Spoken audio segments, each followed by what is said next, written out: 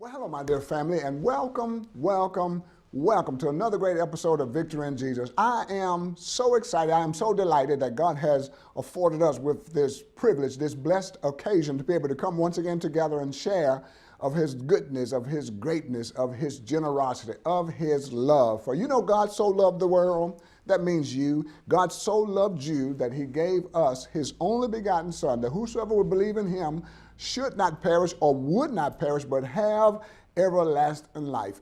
That is a powerful statement. There's a powerful testament of the love that God has for you and I. And I'm thankful today that God has given us, He has given us the privilege of reciprocate, first to receive His love and then to reciprocate that same love, because it is the love of God that conquers, according to the word, that conquers a multitude of sins. So thank you again today for allowing us to come together to be able to just share a little bit about God's love, about God's goodness and His mercy. For you know that God is a good God. He is more than a good God. He is a great God. He is an awesome God. And we are grateful. We are blessed to be able to be considered His children. So again, we thank God and we thank you today for blessing us with the occasion of together fellowship and of sharing together by way of this broadcast. Listen, there's a lot that I want to say to you today. I've just been a lot on my mind, and God has really just been dealing with me about life. You know, we're a few months now into this new season, when this new year, actually 2019 it is. How time has flown. Time really flies. You know, someone said time flies when you're having fun. But time is really moving. Time is not waiting for anyone. But God has really been dealing with us in this new year. And He wants us to know that, yes, He is for us. He is on our side. I think the scripture says, if God be for you, is worth more than the whole world against you. And God has made it so certain. God has made it so clear to us that He is for us. He is pulling for us. He is rooting for us. He is fighting for us. So that to me is good news to know that, yes, I have to endure as a good soldier, but I'm not fighting alone. I've got someone greater than I, someone greater than myself, that's standing against the opposer, that's standing against the opposition that comes against us on a daily basis. And this is one of the things that God has spoken to us about it. We've been talking about it in our church for these past few weeks. We've been talking, God has been talking to us, and then we've been talking together about just one word, and this one word is success. Or successful. You know, a few weeks ago, I told you that, you know, we were going to be talking about this word success. You know, and success it's a broad word, actually. But did you not know, this really blew my mind, that, you know, in the Bible, and actually most specifically the King James Version, success is only mentioned one time in the entire Bible. And that really blew my mind, because God really, I know that He desires for us to be successful at what He has created us to do.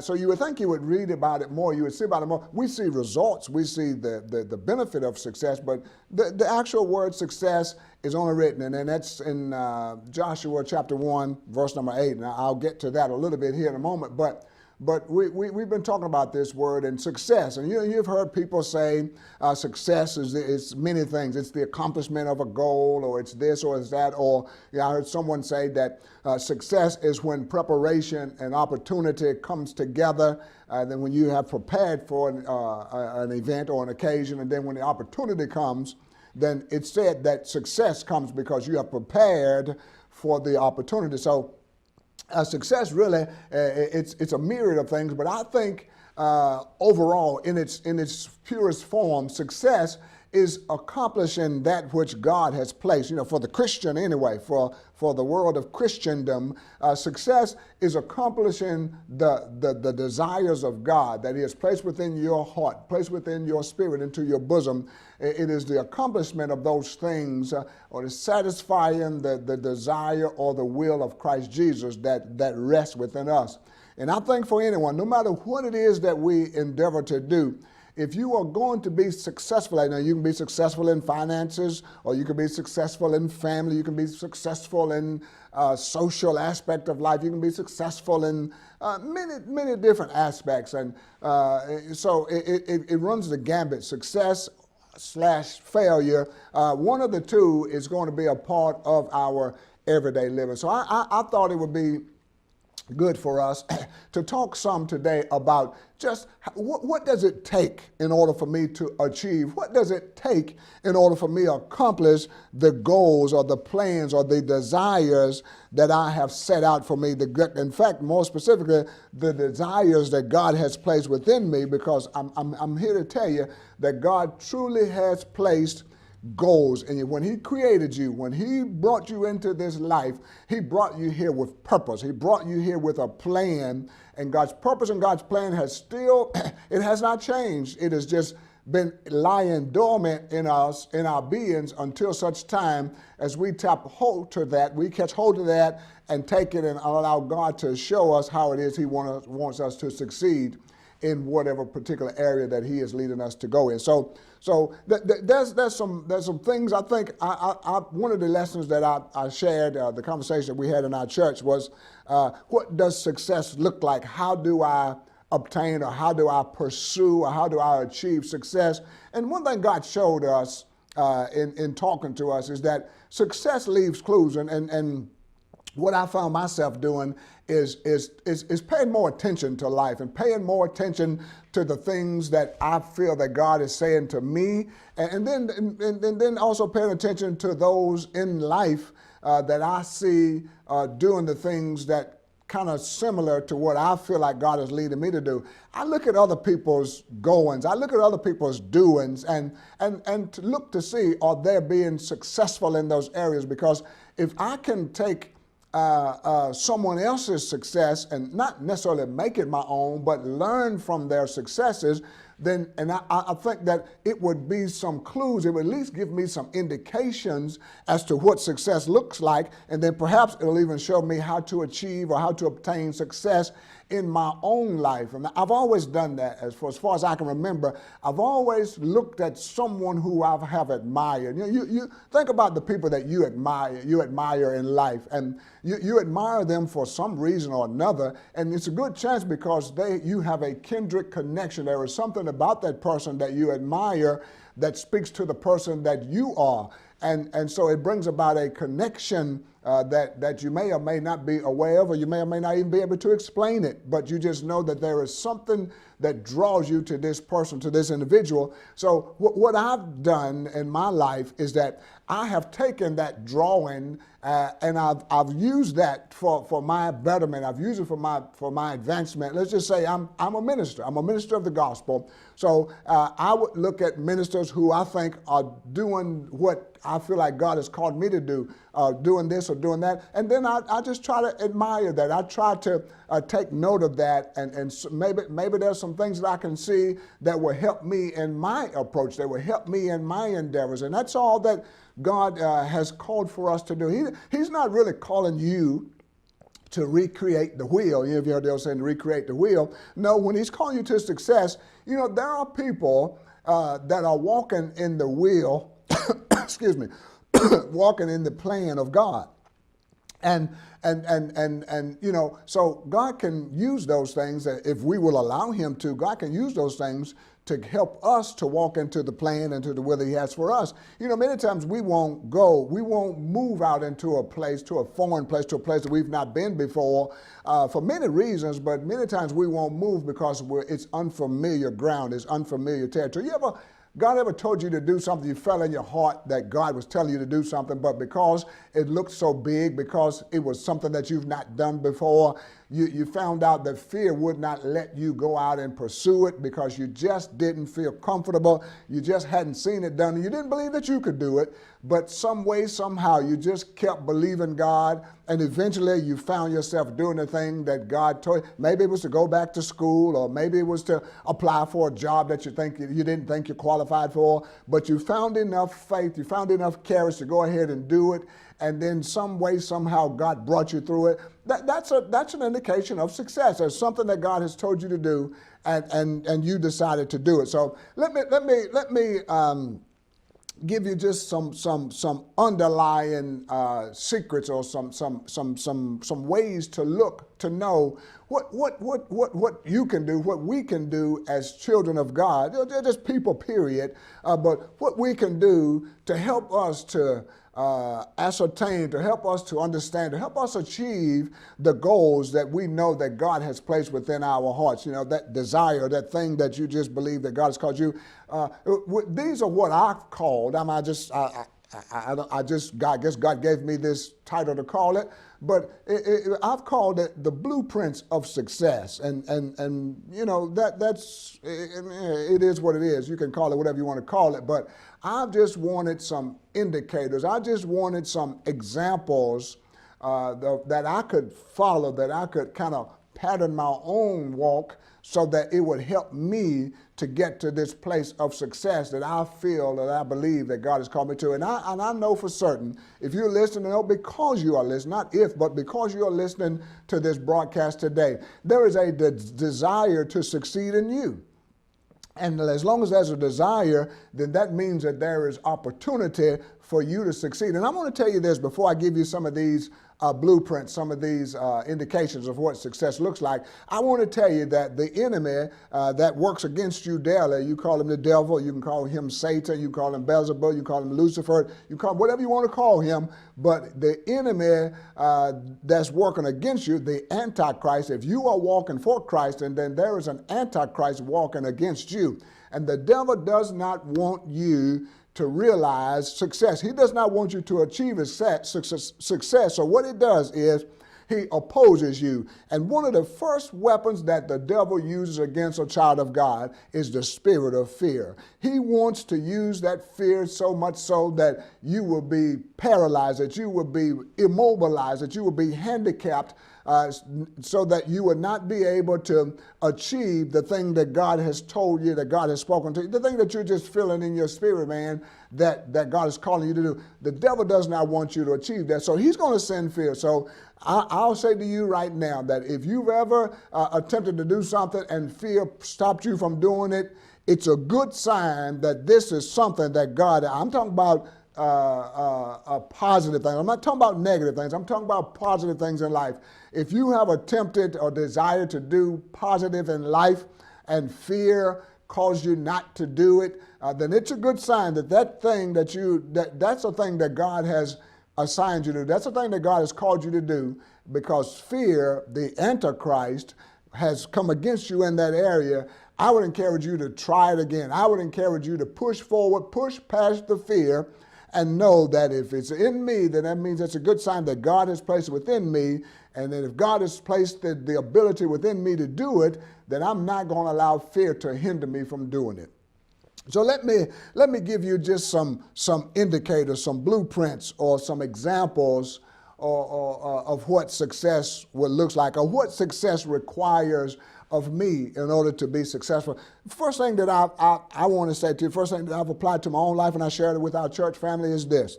If you're going to be successful in life, you have to accept the fact that failure is a part of success. Now, I just told you about failure. You know, we are afraid to fail, so therefore we are afraid to move. We are afraid to attempt. You can be certain that failure is a part of success. I won't go into all the details that I did on our teachings, but you know, you've heard the story of 7-Up, the drink 7-Up. The story goes that the inventor of 7-Up, he tried 6 times with this formula that he was trying to make this drink, but he failed 6 times, but it was on this, and it was actually a different name that the developer was trying to use. But when he finally found the formula, when he got the formula right, he changed the name to 7-Up, because it was the 7th go-round that he was able to get the formula right the way he wanted. And hence, because he pursued and he persisted, you and I enjoy the beverage known as 7-Up because someone failed 6 times, but on the 7th time. Also, there's another story about Post-it. You know, the Post-it note that you and I have on our desk, in your homes or wherever you, the Post-it note came as an accident. It's been said that the inventor of this Post-it note, he was trying to invent a product that was a temporary hold. I mean, a permanent hold, not temporary. He was trying to produce a product that was permanent, it would bond, whatever it touched, it would bond it permanently. But he continued to mess up. He continued to fail at doing so. So one day he realized, let me try to use this, even though it's not a permanent bond, maybe there's some other form that I could use this in. Long story short says that this inventor, he took this sticky, this tacky substance and made it, as we know it today, called Post-it notes. All because he failed, all because he persisted, he was able to bring about something that you and I get to enjoy today. So I want to tell you, if you're going to attempt to do anything, if you're going to attempt to succeed in life, the fact is failure is always going to be a part of success. You know, you can learn from failure. In fact, you should learn from failure. Failure is not bad as long as you learn something from your failures. And I would say, in fact, I won't say it, the Bible says it, that a just man falls 7 times, but he gets back up. You know what that means? That means that even a good man / woman, it's transgender here, even a good man, he's going to fall. If you attempt to do anything in life, I promise you, you are going to fail at something in life. And your failures do not have to define you, but your failures can actually help promote you into the place that you are feeling led to go in Christ Jesus. So accept the fact, if you're going to be successful in life, accept the fact that failure is a part of life. That's the first thing I want to tell you. Then here's number 2. Second thing I want to tell you, if you're going to be successful in life, if you're going to pursue and apprehend success, you're going to have to stop allowing people to dictate your next move in God. And that's a subject, that's a source that I could stay on for a number of minutes. But I want to just sum it up by telling you this. People always have a better way for you to do something. If you attempt to do anything for God, that's something that's different than what the norm is, you can rest assured that someone is going to criticize, someone is going to try and scandalize what it is that you're doing for God. You can best believe that people will always have something to say about what you are doing for God. How about this?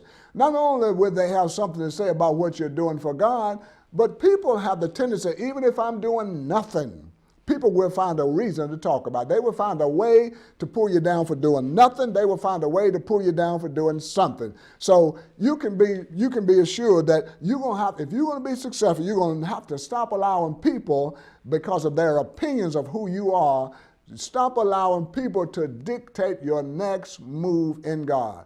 When you're moving in God, it is not the norm. When you're moving in God, it is not the familiar.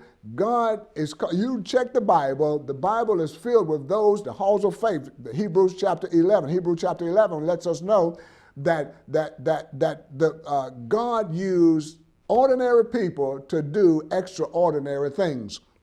So don't think that God's going to call you to a place of ease, to a place of comfort, and you're not going to be criticized, you're not going to be ostracized even, but just know that if I'm going to move in God, if God's going to move in me, I'm going to have to avoid people's opinion of who I am or what I am doing in God. So number 1, you want to accept the fact that failure is a part of success. If you're going to be successful, stop allowing people to dictate your next move in God, because that's not going to get you where you need to go. Number 3, I want to tell you, if you're going to be successful, you have to take ownership of your own life and stop giving yourself a get out of jail free pass.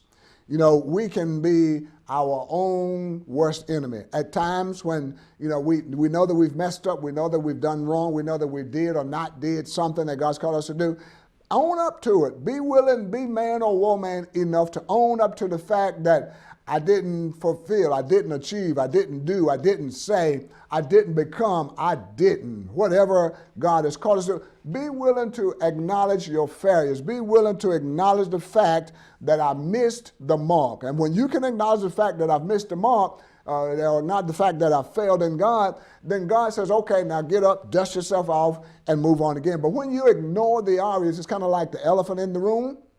When you ignore the obvious, the elephant stays in the room, and you don't have room to manage or maneuver around freely as you would, whereas if the elephant was not in the problem was not in the room. So be willing to own and stop giving yourself a free pass. Take ownership of your failures. Take ownership of your mess-ups and your mix-ups, and watch and see that God can move you to a better place because you're willing to acknowledge the fact that I've sinned and falling short of the plan of God. So, okay, so that's number 3. Let me give you number 4. I'm running short on my time. If you're going to be successful in life, if you're going to succeed in life, here's number 4. You're going to have to choose your words with care.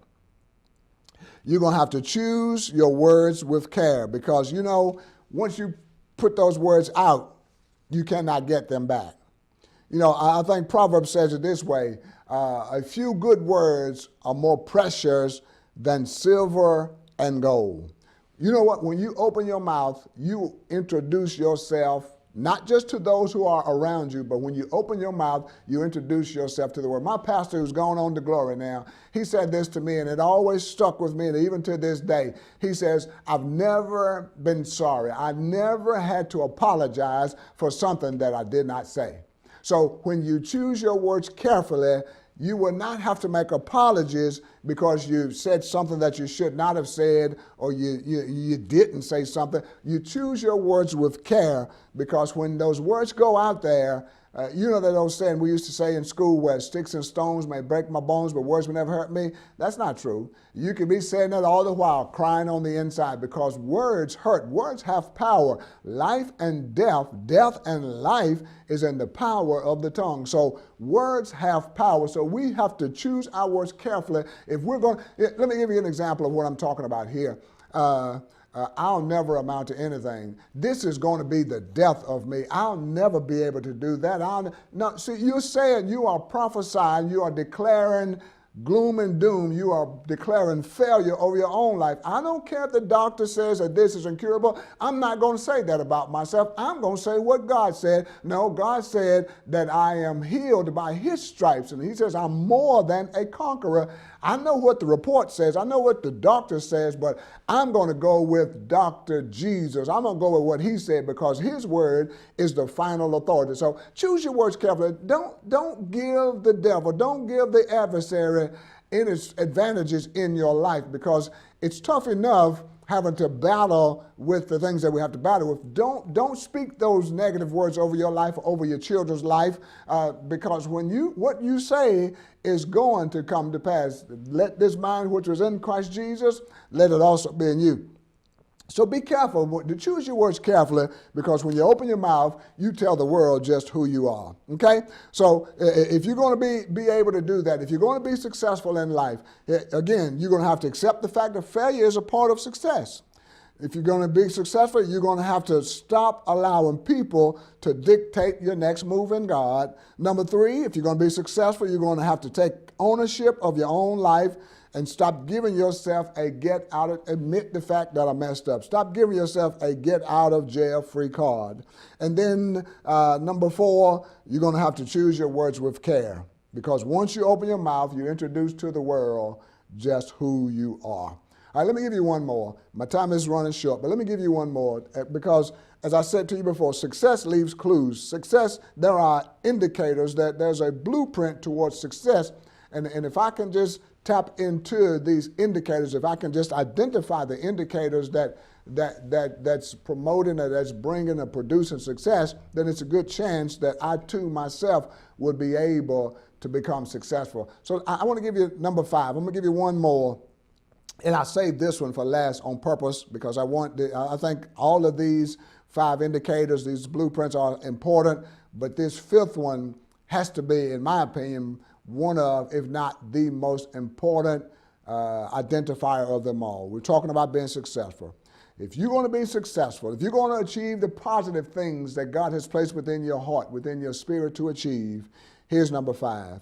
If you're going to keep your dreams from becoming a nightmare, if you're going to become your dreams to become a reality, you're going to have to surround yourself with OQP. I heard that word and I discovered that OQP, that's the abbreviation for only quality people. You know, the enemy has, he has placed you, if you are dreaming of success, if you are dreaming of achieving greatness in God, the enemy has placed around you people who have surrendered, people who have submitted their mind, their hands, their hearts over to him. And he has surrounded you with those type of people who are on assignment, not from the divine, but they're on assignment from the demonic. They have life and breath just as you do. They have opportunity to exceed just as you do, but because they have relented, because they have submitted their hearts, their hands, their faculties over to the enemy, he has placed them around you as a way to keep you from achieving the successes or the dreams that God has placed within you. So when I say surround yourself with OQP, only quality people, what I'm saying is check your circle. Check and double check your circle of friends, because you know you cannot be too careful when it comes to your surroundings. There's some people in our lives that they are undercover agents for the devil. They are undercover agents for the enemy. They are so negative. I heard someone say they are so negative, if you put them in a dark room, they would develop. They are so negative, and you are a positive person. You are a positive being. You're trying to do great things in God, but because you're surrounded by all of this negativity, you are spending all of your energy warding off the negativity that's around you. Therefore, you really have no energy to use toward the positive things that you're trying to achieve in God. So we at our church, we have a circle of friends. We equate it to Solomon's temple. We have outer court friends, we have inner court friends, we have holy of holy friends. And I would encourage you, in fact, I would challenge you to take a look at all of your associates, all of your acquaintances, and try to ascertain where they fit in this circle, whether they are outer court, inner court, or holy of holy. And that's the Solomon's temple. Those are the areas, and if I had more time, I would go into that. But the outer court represents the lobby, or some call it the vestibule of the church. That's on the outside of the church. But the inner court represents the sanctuary. That's where we come to worship. But then the Holy of Holies represents the place behind the veil. This is how God had Solomon to lay out the temple. And this actually is God's divine temple as well. But we need to be certain that if we have an outer court friend, that's someone who's in the lobby or the vestibule area, you cannot bring them behind the veil, which is your intimate place. This is where your heart of hearts is, well, your heart of heart is. You cannot give them information. You cannot give them access to your intimate places, because what they will do, they will use your intimate information and take it back out into the lobby of your life and use it against you. So be careful, be mindful of who you allow into your intimate place. Be careful, but know who you are around, know who is around you, because today they may be an inner court person, or they may be a holy of holies person, but because their lives have changed, because their priorities perhaps have changed, now they're an outer court person. So you have to check, constantly double check and recheck your circle of friends so that you will know just who they are and where they are in your life.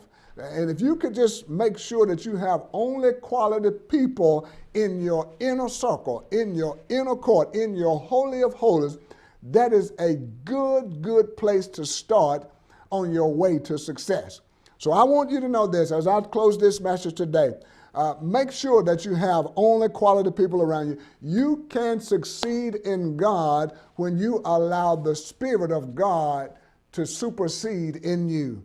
Don't fear failure, because failure is a part of success. Failure is a part of life.